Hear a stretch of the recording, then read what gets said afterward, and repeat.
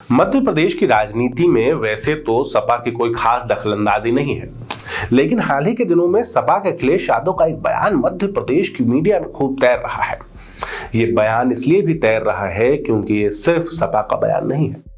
ये बयान कांग्रेस के अंदर मचे एक ऐसे घमासान की तरफ इशारा कर रहा है जो मध्य प्रदेश में कांग्रेस की पूरी राजनीति को बदल कर रख सकता है। नमस्कार, मैं सौरभ कुमार, आप देख रहे हैं आयुध और आज के वीडियो में बात करेंगे कमलनाथ और दिग्विजय सिंह के बीच मचे घमासान के बारे में और साथ ही जाएंगे इस घमासान के इतिहास में।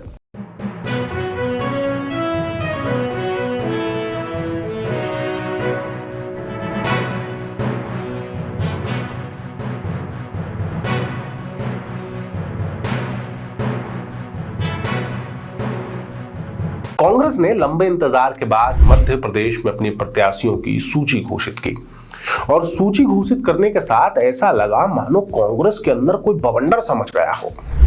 एक दिन में 5 इस्तीफे आ गए। अगले दिन कमलनाथ का वीडियो आ गया जिसमें कहा कि दिग्विजय सिंह और जयवर्धन के कपड़े फाड़ दो। उसके बाद मंच पर आकर इन दोनों नेताओं ने इस मामले को संभाल लिया। लेकिन कमलनाथ और दिग्विजय सिंह के बीच की एक कहासुनी कोई आज की नहीं है, लंबे समय से चल रही है। एक मामला आज से लगभग 2 साल पहले देखने को आया था, जब दिग्विजय सिंह मध्य प्रदेश के मुख्यमंत्री शिवराज सिंह चौहान से मिलना चाहते थे। मिलने के लिए वो 3 दिन से शिवराज सिंह चौहान के दरवाजे पर धरना देकर बैठे हुए थे। उनका आरोप था कि मुख्यमंत्री मिलते ही नहीं है। लेकिन इन सबके बीच एक तस्वीर आती है भोपाल के राजा भोज एयरपोर्ट से, जहां पर शिवराज सिंह चौहान कमलनाथ के साथ गप्पे लड़ाते हुए दिख जाते हैं। इसके बाद मामला मीडिया में खूब जोर पकड़ता है कि किस तरह से शिवराज सिंह कमलनाथ से मिल लेते हैं, लेकिन दिग्विजय सिंह को दरकिनार किया जा रहा है। इसके बाद मामला है सितंबर 2022 का, जब दिग्विजय सिंह के राष्ट्रीय अध्यक्ष बनने की बात चलती है, जब खबर यह चलती है कि दिग्विजय सिंह भी कांग्रेस के राष्ट्रीय अध्यक्ष के पद के लिए अपनी उम्मीदवारी भरने वाले हैं। लेकिन उसी ऐन समय पर 2 दिनों के बाद वो अचानक रेस से बाहर हो जाते हैं। खबरें आती हैं कि इसके पीछे कमलनाथ का वीटो था। कमलनाथ नहीं चाहते कि मध्य प्रदेश का कोई और नेता राष्ट्रीय स्तर पे बड़े कद में जाए।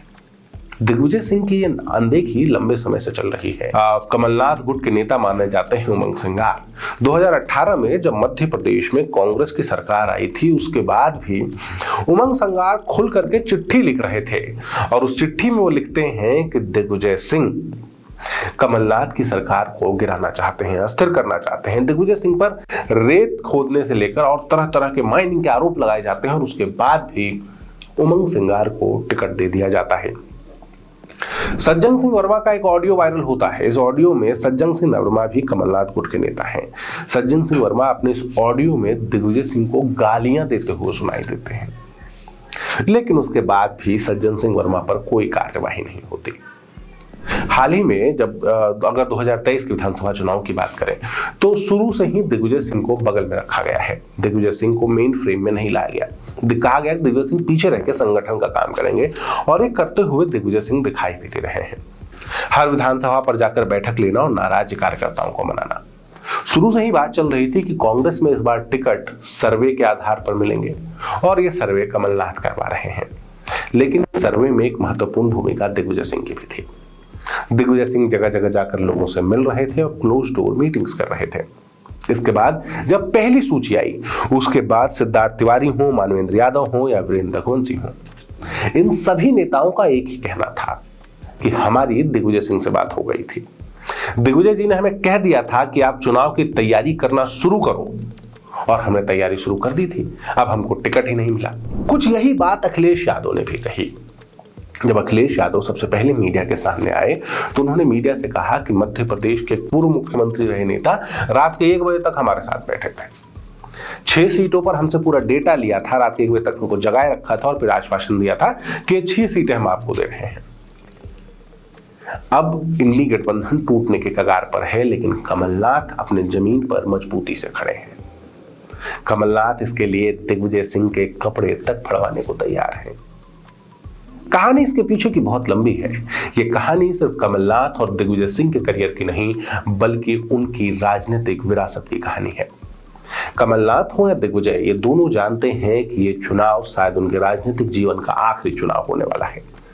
दोनों की उम्र काफी हो चुकी है और 5 साल के बाद होने वाले चुनाव तक उनमें इतनी ऊर्जा नहीं होगी कि वो चुनाव में एक्टिवली पार्टिसिपेट कर सकें जिस तरह से अभी कर रहे हैं। लेकिन दोनों की राजनीतिक विरासत है। जहां दिग्विजय सिंह के बेटे राजनीति में एक्टिव हैं, वहीं दूसरी तरफ कमलनाथ के बेटे नकुल नाथ भी आगे हैं। अब मामला जयवर्धन और नकुल नाथ के बीच का है, जहां एक तरफ कमलनाथ दिग्विजय और जयवर्धन के कपड़े फड़वा रहे हैं, वही कमलनाथ दूसरी तरफ मंचों से ये कह रहे हैं कि छिंदवाड़ा के टिकटों की घोषणा पहले नकुल नाथ करेंगे। दिल्ली से सूची आए उससे पहले नकुल नाथ मंच पर खड़े होकर छिंदवाड़ा के टिकटों की घोषणा कर देते हैं। छिंदवाड़ा के 6 सीटों की घोषणा मैं करूंगा। बैकग्राउंड में चल रही इस कहानी का मतलब आप भी समझते हैं। आपको क्या लगता है कमेंट करके बताइए। इसके साथ ही इस तरह के वीडियोस लगातार देखने के लिए हमारे चैनल से जुड़े रहिए। आप फेसबुक, ट्विटर और इंस्टाग्राम पर भी हमसे जुड़ सकते हैं। आपका बहुत बहुत धन्यवाद।